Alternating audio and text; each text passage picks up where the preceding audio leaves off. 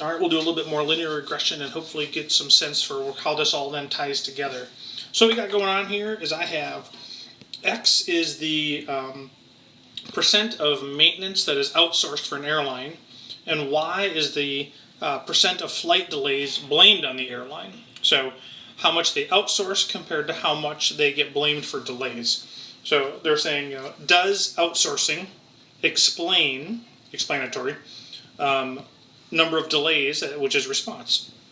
All right, so and I highlighted this one because that's this point right here, as that would be our just reference. So as I make a graph, remember always when you're making a graph, do something to label the X, do something to label the Y, give it some perspective, and then I would title it outsourcing or something along those lines, so that way you have full perspective on what's going on.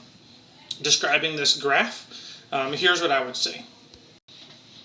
So what I'm saying here is there is a moderate positive linear relationship between percent outsource and percent flight delays, which means as outsourcing increases, so do flight delays. There appears to be a potential outlier up here, this data point. Some people might say, well, isn't that one an outlier? Well, I look at this data and say, okay, if this is the bulk of the data, this one, although a lot lower, doesn't appear to be abnormal. It just appears to be further out in the trend, but somewhat consistent with the trend. This one up here, this 80, 70, so 80% of their major maintenance is outsourced, and then 70% of their flight delays is actually blamed on the airline, is a data point that's inconsistent with the rest of the data points, which is why I call it an outlier. We'll see what effect that has. So I did a linear regression, and there's my equation. So oftentimes you'll be given a computer output, and you need to rewrite your equation. So I'll say y hat is equal to 4.73 plus 0.387x. Need to interpret then my values here. This R.47 further, F-U-R-T-H-E-R, pretend that says further, further strengthens my position to saying that there is a moderate positive, because it's positive, linear relationship, because that's all R measures is linear relationship. All right, 22.7% is, so 22% of the variability in flight delays blamed on airlines is attributed to outsourcing. We should say is attributed to variability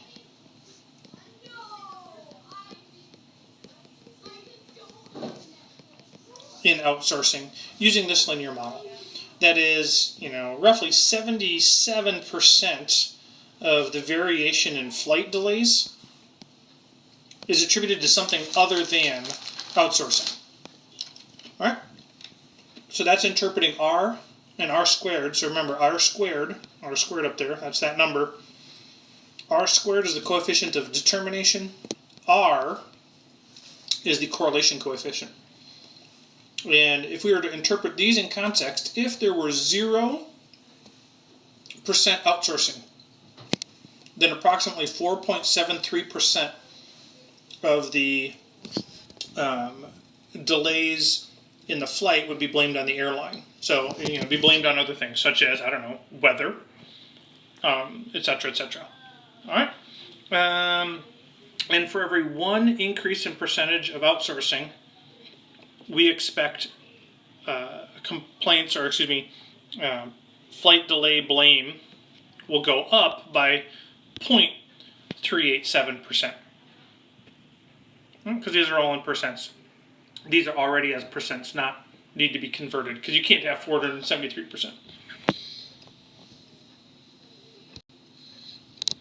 Here is my residual plot. So again, to make a residual plot, what I do is I go to second y equals, and you can follow along as you're doing it. So first, you have to do a least squared regression line on the data. So if you do a least squared regression line on the data, and it gives you the output that we saw on the last screen, you then go to second y equals, and in second y equals, you are going to do this. So I got second line equals, I turn it on, I make a scatter plot. My list one is my X list, this RESID. To get this, you need to hit second key, then the stat key. And what you'll have is then across the top of your screen it says names, ops, math. In the names, go all the way to usually all the way to the bottom if you've never done this before. And you will find a list called RESID. Hit enter. Hit enter again, and then you'll get this. It'll say scatter plot, list one, resid, donut. Zoom 9 gives me this then graph. So this is my residual plot. So what does that mean? That means this data point right here, 80, when X was 80, the residual is 34. That meant the actual data point was 34% higher, because remember my units here are percents, 80% and 34%. My actual data point up here was 34% higher than the predicted value. All right, that's quite a bit higher than what than the predicted value would be. Look at the rest of the data. All pretty close to the line, other than that one big data point. So it's starting to confirm in my residual plot that that data point might be an outlier. And actually it's very influential, and it's probably reducing my R. So what we're going to do is we're actually saying, well, oh, by the way, aside from this point, there appears to be no pattern in the residuals. Since there's no pattern in the residuals, the linear model is an okay model to use. My residuals are actually quite large numbers, so that doesn't help. But there is no pattern, and that's what we're looking for. So then we're going to say, well, what if this is an outlier? What effect does it have if we remove that data point? Now, you cannot just willy-nilly go around removing data points. You need to have a very, justifiable reason for doing it. And since it's that the daily percent is so much higher than all the others, I mean, all the other percents, I think the next highest delay percentage was like 39. And then you go up to 70, almost twice as big as the next nearest one. I mean, that's huge in the y-axis. I mean, because there is a data point out here, so it has a higher x, but it is consistent with the other data in terms of it going up. So if we look at this and say, okay, now here's the data set, but I removed that 80, 70. And so now I look at this and say there seems to be a significant positive linear relationship. All right, and my R is now 0.48. All right, the last one was 0.47, so it is actually a little higher, but not as high as I thought it would be. I mean, I would have thought that removing that data point would have increased my R more than that. Okay, and my new equation then is y hat equals, and that's delay percentage, equals 10.87, 8, remember no need to round, plus 0.2495x. All right, so for every one increase in percent outsource, my delay attributed to the airline goes up by 0.2495. So my slope is a little bit lower, and my y-intercept is a little higher.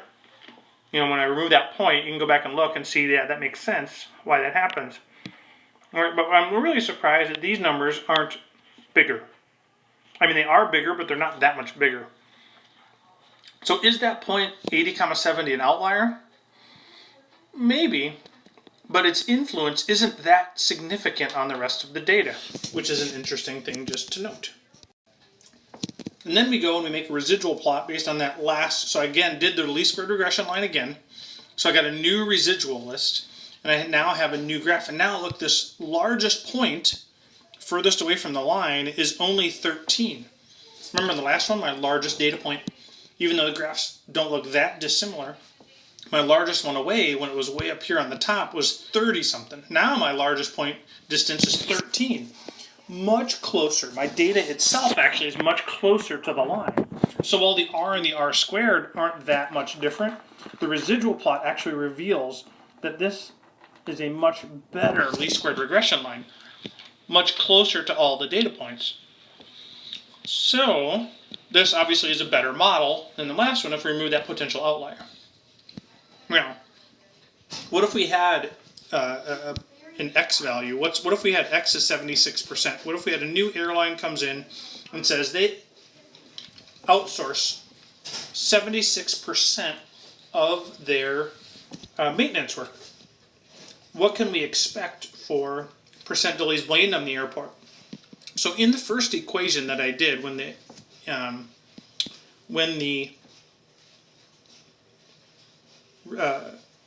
blanking on the word. There we go. It's not just in class, folks. When the outlier was still in it, my y hat value was 34.14. So I just plugged into that equation the 76, and I got 34.14. So I would expect, if my airline has 76% outsourcing, I would expect 34% of the flight delays to be blamed on the airline. Now in the second equation, y hat 2, the one we just did, I want you to figure out what that number is. That's one of the things that goes in the reflection response for the question I'm asking you to ask. The problem I'm asking you to complete. And then, based on these two answers, and how close or different they are from each other, so first rate what this number is, and then I want you to tell me how influential did you think that the outlier really was on the least squared regression line. Alright, are these close enough to say not very? Are they far enough apart to say, oh yeah, wow, it had a huge impact? And justify your answer in the question I asked you to answer as part of the video portion. Alright, so let's see, we did R and R squared interpretation. We interpreted a graph. We did my least squared regression line. We had a residual plot. Ooh, I should probably do an official analysis of this residual plot. Since the residual plot, notice I did not say since the graph. Since the residual plot has no pattern, so you're telling me what this is. And what does that mean? It confirms that this linear model is a good model. No pattern means whatever we're doing, in this case linear, the linear model is a good model. No pattern is a good model because it's going through the middle of the data. Alright, so you already have a problem that you need to finish and do in the video, and then you'll fill in the reflection response like you normally do. And in the, what question do you have? You need to ask a question. Alright? Get on that, and we will see you soon.